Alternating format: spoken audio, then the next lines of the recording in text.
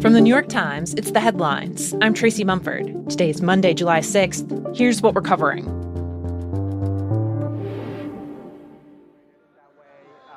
People are carrying Iranian flags. They are carrying flags for Hezbollah, the Lebanese militant group that is backed by Iran.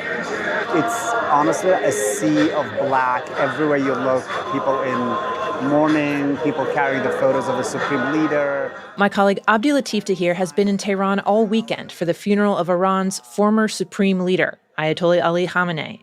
Khamenei ruled the country for decades, brutally crushing dissenters before he was killed at the start of the war with the U.S. and Israel. The Times was granted access to the funeral by Iran's government, which determined which events the reporters could attend, accompanied by a government-provided translator and guide. We've seen many people talk about losing a father, losing a leader, a figure who was central to their lives, and whom they are here to mourn today. Abdi says that in some moments, the crowds broke into chants against the U.S. and Israel, and some mourners carried banners calling for revenge. In all, the views expressed by those at the events may not be representative of many Iranians. Some may have felt unable to speak freely. Over the course of the multi-day funeral, huge crowds have been filling the streets of Tehran, and today the Ayatollah's body was carried through the city in a public procession. The event is intended as a show of strength by Iran's Islamic Republic, which survived despite the U.S. and Israel's earlier talk of regime change. The funeral will continue into this week, with the Ayatollah's body traveling to several more cities in Iran and Iraq.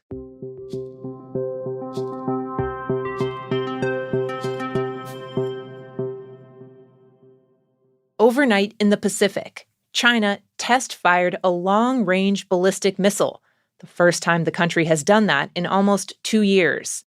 The missile was launched from a nuclear-powered submarine and sent a, quote, mock warhead into the ocean, according to China's official news agency.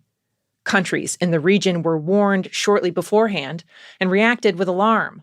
Australia called it destabilizing to the region, and Japan said it had, quote, serious concern regarding the intensification of China's military activities.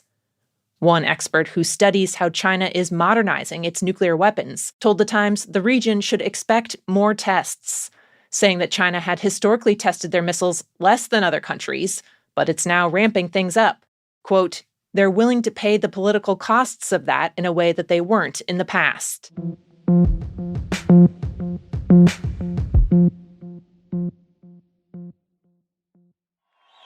The birth and survival of the American nation under God is quite simply the best and most incredible thing ever to happen on this planet by human hands ever. That is ever, ever, ever. This weekend, as President Trump gave back-to-back speeches celebrating the 250th anniversary of the country's founding, we have thrived and flourished because our founders were great.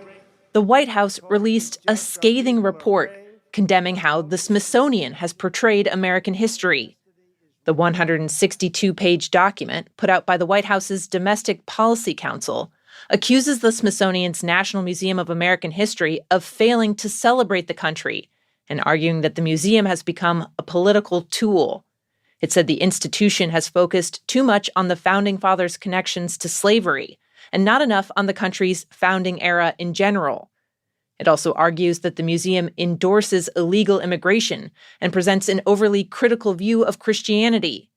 It's the latest step in the Trump administration's campaign to pressure the Smithsonian into conforming to what President Trump has described as patriotic history. The document drew immediate backlash from some historians, including the head of the country's largest group of history scholars, who said visitors to the museum encounter a lot of artifacts related to the country's founding and the American Revolution.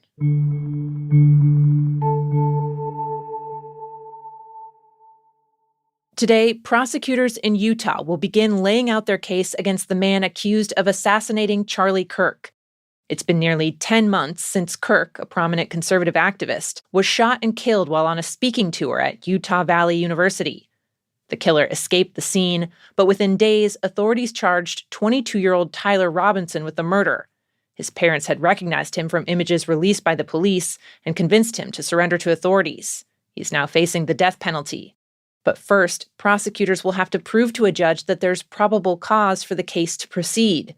Today's preliminary hearing will basically be similar to how grand juries work in other states, with prosecutors expected to present surveillance videos, autopsy findings, witness statements, and a video interview with Robinson's former roommate and romantic partner, who could shed light on his motive. Investigators say the killing was politically motivated, and they released text messages of Robinson confessing and telling his roommate that, quote, "I had enough of his hatred. Some hate can't be negotiated out." Robinson has yet to enter a plea, and his defense team has given few hints about its strategy, other than trying to bog down the case with challenges over procedure. This week's hearing could reveal whether Robinson's lawyers will acknowledge him as the shooter or whether they'll dispute the evidence tying him to the killing.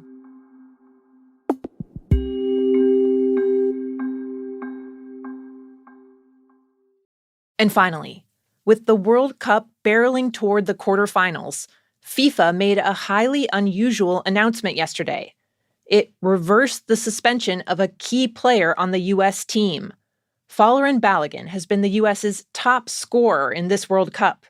During a game last week, he was given a red card after his foot came down on an opponent's ankle when they were both going for the ball.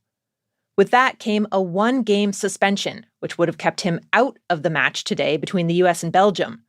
But the Times has learned that hours after Balogun got the red card, President Trump called the head of FIFA, Gianni Infantino, and asked him to review the suspension, according to 4 people familiar with the conversation.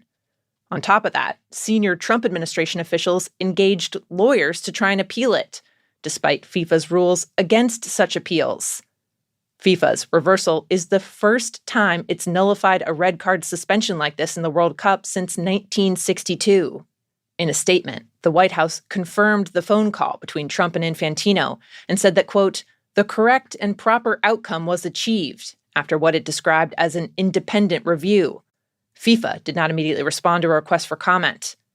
The Soccer Federation for Belgium, who will play the U.S. today for a spot in the quarterfinals, said it was, quote, "astonished by the decision" and was investigating all potential options.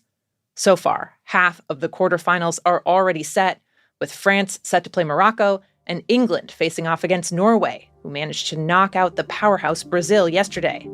You can find full coverage of the tournament at nytimes.com.